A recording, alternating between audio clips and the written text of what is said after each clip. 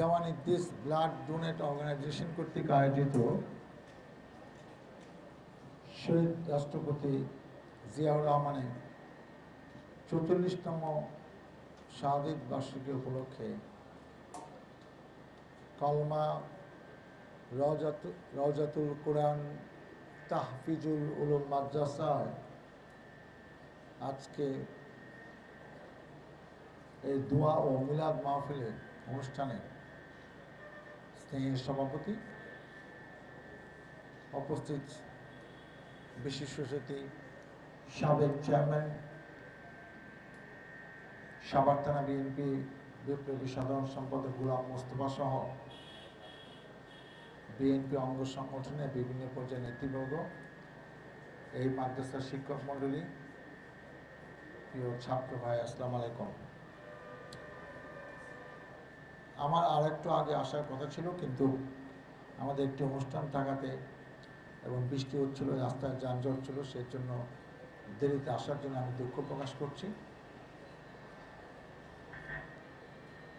আমরা আজকে যারা এখানে বড় হয়ে এসেছি, কোনো এলাকাকে, কোনো বিশেষ সংগঠনকে নেতৃত্ব দিচ্ছি, আমাদের মূল পুঁজি, মূল জিনিস হলো আমার নৈতিকতা, আমার আদর্শ। আমরা যেমন শিক্ষা প্রতিষ্ঠান থেকে একটা শিক্ষা পাই, লেখাপড়ার পাশাপাশি যে সমাজে এইভাবে চলতে হবে, বাবা মার সাথে কেমন ব্যবহার করতে হবে, প্রতিষ্ঠানে চাকরি করার সময় কেমন আচরণ করতে হবে ঊর্ধ্বতন কর্মকর্তার সাথে, বাস্তব জীবনে কি করতে হবে, সমাজে দায়িত্ব কি, আমার বিবেকটা জাগ্রত থাকে। আর এই বিবেকটা যেন নষ্ট না হয়ে যায়, এর জন্য কিন্তু মাদ্রাসা শিক্ষার একটা প্রয়োজন আছে। এখানে তোমরা যা শিখছো, তোমাদের বিবেকটা আরও বেশি জাগ্রত থাকে, কারণ বিবেকের পাশাপাশি তোমার ভয়টা অনেক বেশি থাকে আমাদের থেকে। কারণ তোমরা প্রতিনিয়ত ভাবো যে আমি কি করছি আল্লাহ দেখছেন, আর কেউ না দেখুক, এবং আমার কাজের মূল্যায়ন মহান আল্লাহ তাআলাই করবেন, আমি বেহেশতে যাব না দুজকে যাব। এবং এই ভয়টা যার না থাকবে, তার পক্ষে যে কোনো অন্যায় করা সম্ভব, যে কোনো সময়। একটা অশিক্ষিত মানুষ যে অন্যায়, যে ক্ষতি করতে পারে সমাজে, পরিবারে, দেশে, একটা শিক্ষিত মানুষ তার থেকে বহুগুণ বেশি, 5 গুণ, 10 গুণ, 50 গুণ, 100 গুণ ক্ষতি করতে পারে, সে যদি ইচ্ছা করে। ইচ্ছা ইম্পর্টেন্ট না, সে মনে করতেছে এইটাই আমার আদর্শ, ব্যাংকের টাকা চুরি করা, ওইটা করা, এইটা সে নিয়ম হিসেবে ধরে নিচ্ছে।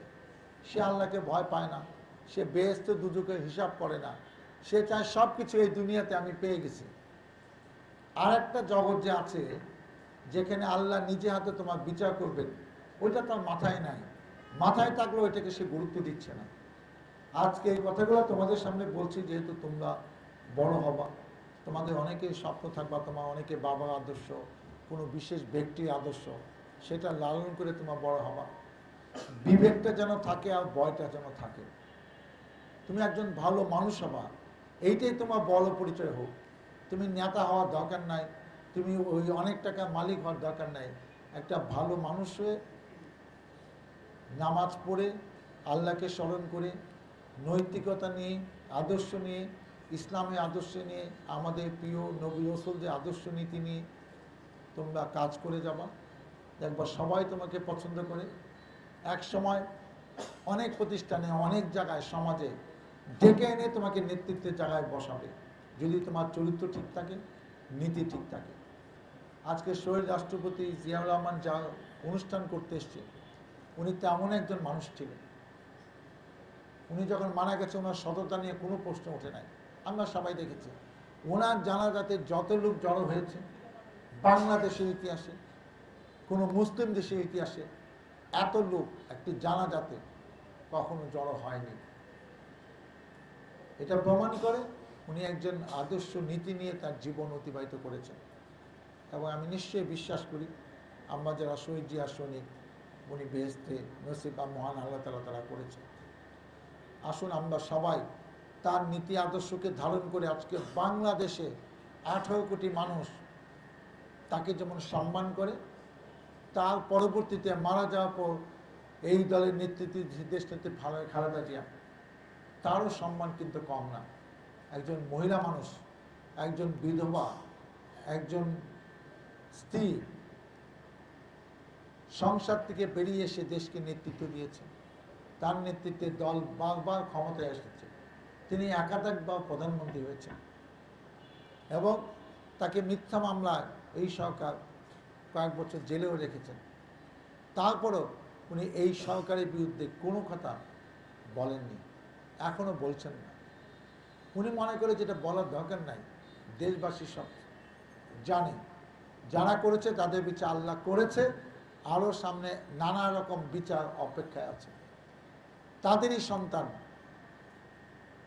দলের ভারপ্রাপ্ত চেয়ারম্যান তারেক রহমান 2008 থেকে 25 সাল পর্যন্ত, আমি 1 বছর পালিয়ে 2008 সালে মালয়েশিয়া ছিলাম। আমি জানি সেই কষ্ট, সেই বেদনা কি।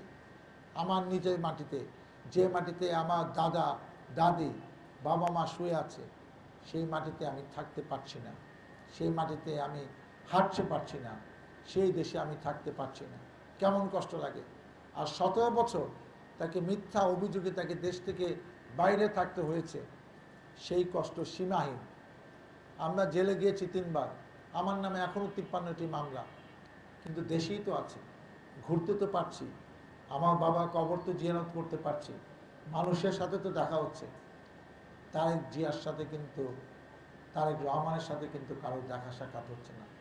স্কাইপেতে, টেলিফোনে,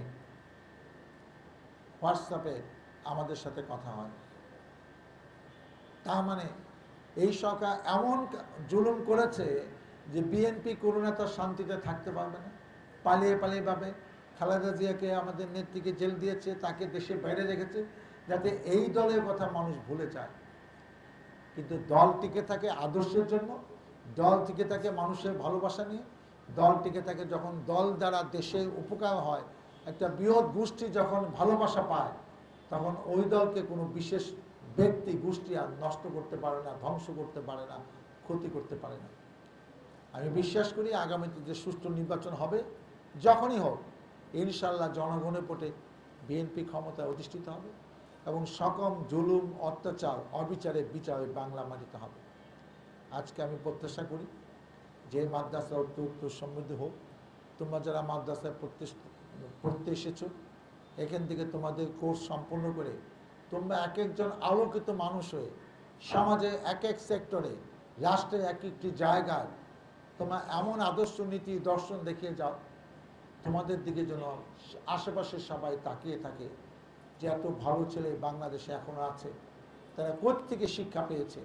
তখন এই মাদ্রাসার নাম অনেকে বলবে, এই মাদ্রাসাকে নতুন করে শিখবে। তোমাদের উন্নত জীবন এবং ভালো জীবনে প্রত্যাশা ব্যক্ত করে তোমরা বড় হয়ে সমাজে, রাষ্ট্রে গুরুত্বপূর্ণ জায়গায় দেশে এবং মানুষের সেবা করবে, এই প্রত্যাশা ব্যক্ত করে আমি শেষ করছি। আল্লাহ হাফেজ। বাংলাদেশ জিন্দাবাদ। শহীদ জিয়া অমর হোক, খালেদা জিয়া জিন্দাবাদ। তারেক রহমান বীরের বসে আসবে ফিরে বাংলাদেশে। ধন্যবাদ আমাদের প্রিয় অভিভাবক। এই পর্যায়ে আমরা আজকে যে উদ্দেশ্যে